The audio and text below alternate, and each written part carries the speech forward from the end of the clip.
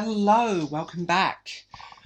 With all the talk of the His Dark Materials trilogy, I thought I would show you guys some of my His Dark Materials collection because I own a lot of stuff. Well, I say a lot of stuff, not a lot of stuff, but enough. So I'm going to start with two items I don't have with me because they're in storage, but I own the DS and the Wii and the Xbox 360 version of the game that's based on the film. And I also own a Blu-ray DVD set of the film, The Golden Compass. The film is not very good, but someone bought them for me as a present, and you know what? The game was fun for what it was back in the day. So we'll get those over and done with. Let's start with my collection, and it's all here behind me. So I'm going to start with the original trilogy. Now, I've owned these books in so many different formats over the years. My original ones are long since disintegrated, and I've been looking for this edition of the hardback for years. I like the size of this. The text is nice and big. It doesn't add anything. There's no notes in the back, but it's a lovely edition. And I like these kind of big bumper hardbacks of the trilogy. I found this secondhand. My original paperbacks are long gone. And I never had the original, because I discovered these books when I was about 9 or 10, so a little pre-Harry Potter. That's what I find funny. Also, I want to say with this book, I love that on the back. So it's Northern Lights, The Subtle Knife, and The Amber Spyglass. And I like these big volumes, because you really do need to think of the His Dark Materials as one book. They're not really meant to be a trilogy, they're one volume, they're one story, and I love them with a passion. I also own a cassette tape, I'm not kidding, of the BBC 4 radio play. Now this is unusual because it's cassette tape, but also I digitised them ages ago. You can get a device which allows you to connect tapes to a computer and turn them into MP3. So I did that, and I love those. They're great adaptations. They're very worth reading and very worth listening to. They're gorgeous. So let's stay with the His Dark Materials trilogy. This is the 10th anniversary edition of the American Golden Compass. What many people don't know is there is censorship between the UK and Australian editions and even the Canadian editions to the US edition. Certain lines are changed throughout, certain things are a little bit softer. And also, is this just an American thing? But I've noticed it's like these unfinished pages. I really hate this. Because I've got no feeling in my fingertips, and it makes these books really difficult to read. Or is it just unfinished or a damaged version? Can someone tell me this? 'Cause I've got a few books from the States like this. Now, I saw this in a charity shop, and it's a lovely edition. I mean, it's a very pretty edition too. Again, it's the censored American edition, which sucks.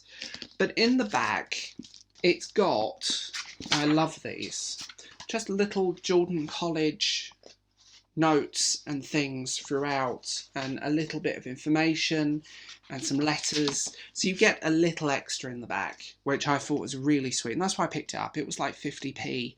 I couldn't resist it. So this is Once Upon a Time in the North.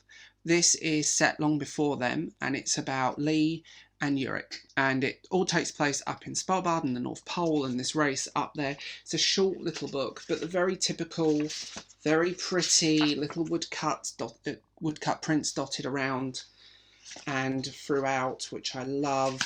I mean, Yorick and Scoresby. And in the back, you've got all these notes and newspaper clippings. I really do love stuff like this.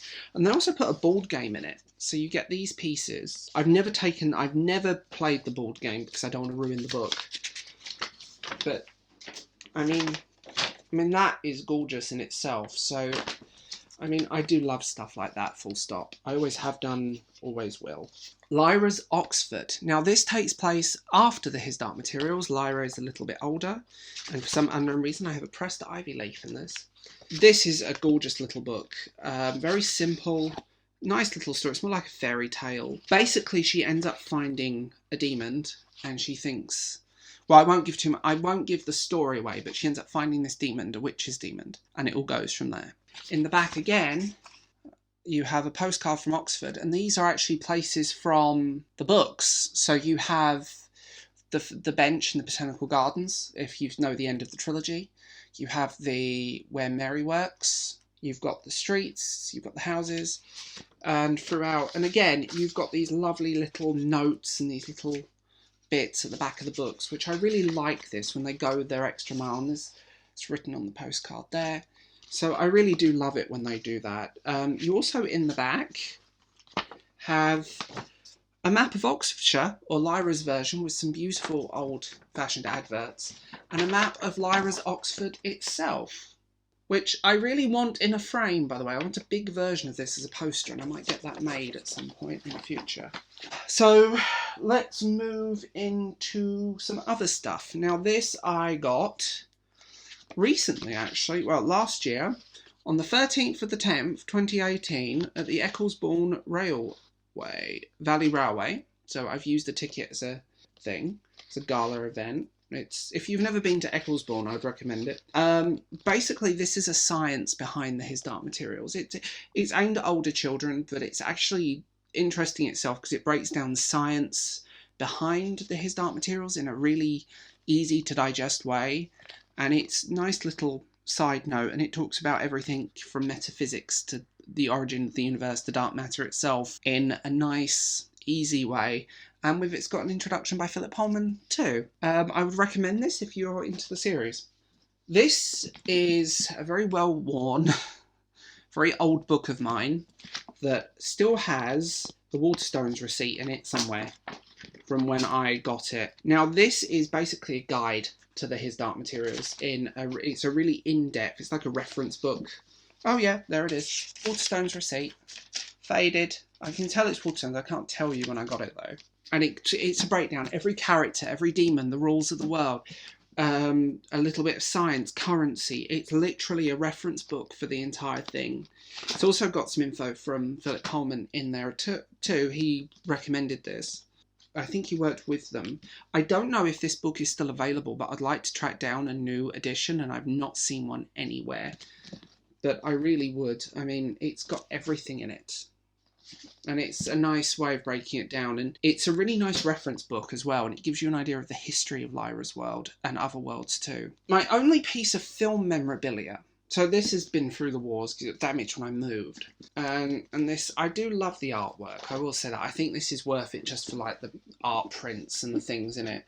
But it's a kind of a kid's reference book for the film, with the alethiometer and all of this in there. But also these. Now, I'll pull them out. The Spirit, the projector.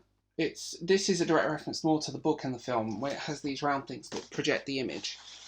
That's what these are. So you have an airship, the alethiometer, and you have the cut ending of the film. And I've talked about how god-awful that film was. But they look really cool.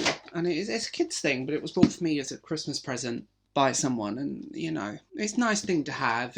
And finally, I'll show off the final two, the newest editions, which are the Books of Dust, and I'm loving these so much. I'm so glad Philip Pullman. There are a few people really just bitching about them, because I think they wanted more of the same, but Lyra's grown up. Prequel/sequel in one go, and a few story beats from this are referenced in the TV series.